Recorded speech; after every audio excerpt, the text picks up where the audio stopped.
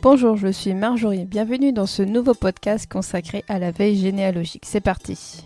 On commence avec Philae qui a indexé les tables de succession et d'absence pour le département du Cantal pour la période de 1900 à 1968. Également les tables de succession et d'absence pour le département du Gers pour la période aussi de 1900 à 1968. Philae nous indique être présent au salon de la généalogie en Belgique qui est intitulé le 9e salon Geneatica, donc les 2 et 3 mars 2024. À l'occasion de la Saint-Valentin, Philae organise un jeu concours sur Facebook afin de gagner un an d'abonnement donc à Philae. Ça se passe du 7 au 14 février 2024, donc 10 abonnements sont à gagner pour vous et la personne que vous allez identifier. Si vous souhaitez en savoir plus sur les métiers oubliés et les retrouver, sachez que Philae a créé un article où il partage quelques conseils pratiques pour retrouver et comprendre quelques métiers oubliés.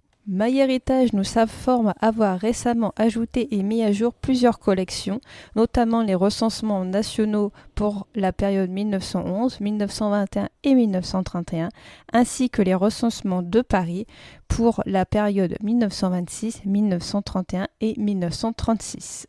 Concernant Geneanet, plusieurs mises en ligne de la semaine avec 284 nouveaux relevés collaboratifs à travers le monde. Également la mise à jour de la Société généalogique d'Eure-et-Loir avec 2000 nouveaux actes et la mise à jour de l'association GenieWall en Belgique qui comporte 1400 nouveaux mariages et 77 000 naissances.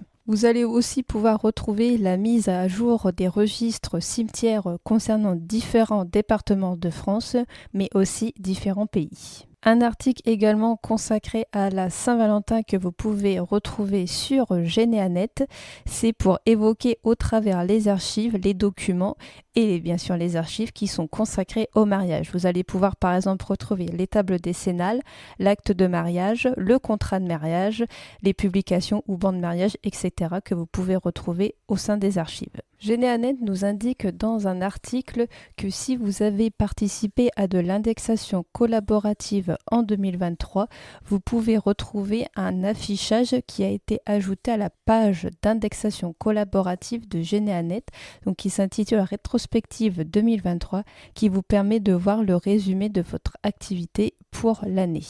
On passe à Geneafinder qui nous indique avoir actualisé son anti-sèche sur la généalogie en Meurthe et Moselle où vous allez pouvoir retrouver donc tout ce qui va concerner les archives de la Meurthe et Moselle en ligne avec les actes insolites, l'émigration en Meurthe et Moselle, ensuite la Meurthe et Moselle en vidéo, en images avec aussi les cartes postales anciennes et tout ce qui va concerner aussi l'histoire du département et bien sûr les sites indispensables sur les cercles et associations de généalogie, les blogs de généalogie, les comptes à suivre, etc. Geneafinder nous fait part d'une bonne idée généalogique où, si vous le souhaitez, vous pouvez faire des recherches d'un couple dans les bases Geneabank, ce qui peut éventuellement vous aider dans vos recherches. Geneafinder nous propose un nouvel article intitulé « Pourquoi les sources sont-elles importantes pour votre généalogie ?»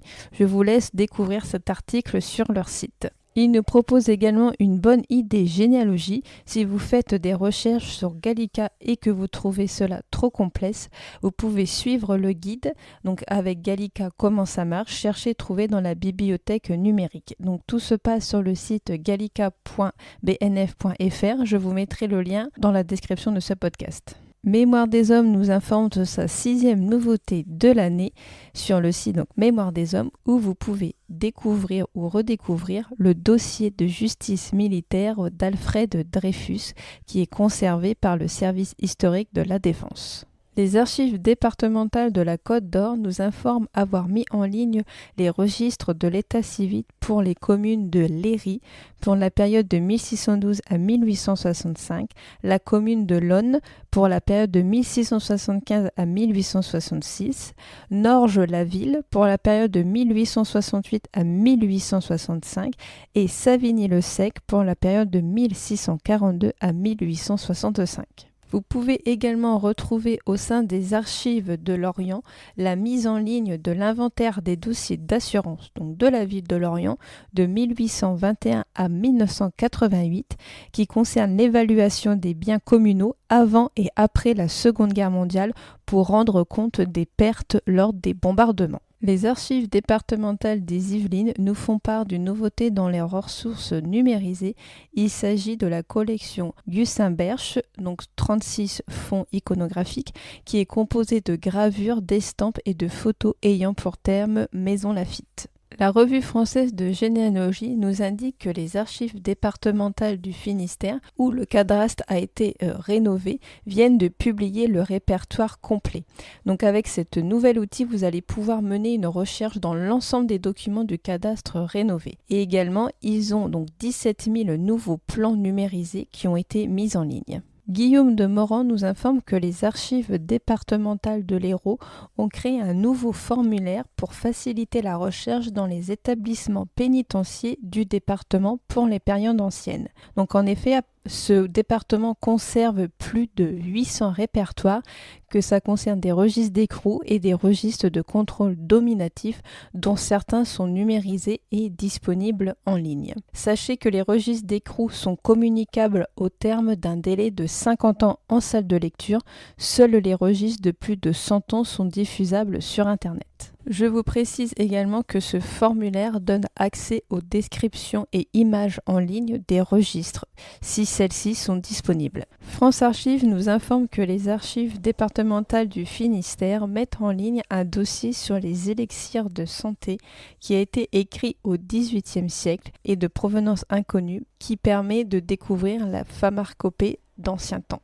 Les Archives nationales de France nous font part de la publication en ligne d'un état des fonds détaillés sur les administrations centrales chargées de la politique migratoire et démographique de la Seconde Guerre mondiale à 2007, et ce qui rassemble environ 80 fonds d'archives.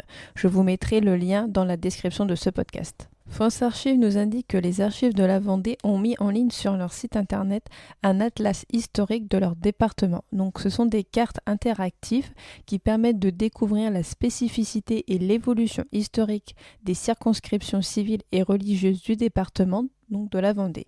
Elles permettent de constater les permanences ou à l'inverse les ruptures du découpage territorial du département et de redécouvrir des réalités territoriales anciennes inscrites dans l'inconscient collectif et à l'origine de fortes identités. Les archives du Jura proposent de découvrir les différents métiers des archives à partir d'une rubrique dédiée sur leur site web. Donc c'est une série de 6 articles qui présentent les agents et les missions d'un service d'archives à partir donc l'exemple des archives du Jura. Je vous remercie pour votre écoute. N'hésitez pas à me faire part de vos commentaires sur ma chaîne YouTube et également d'aller voir dans la description de ce podcast tout ce qui va concerner les différents agendas avec les événements, les expositions, les ateliers en généalogie. Et je vous dis à très vite pour un nouveau podcast généalogique.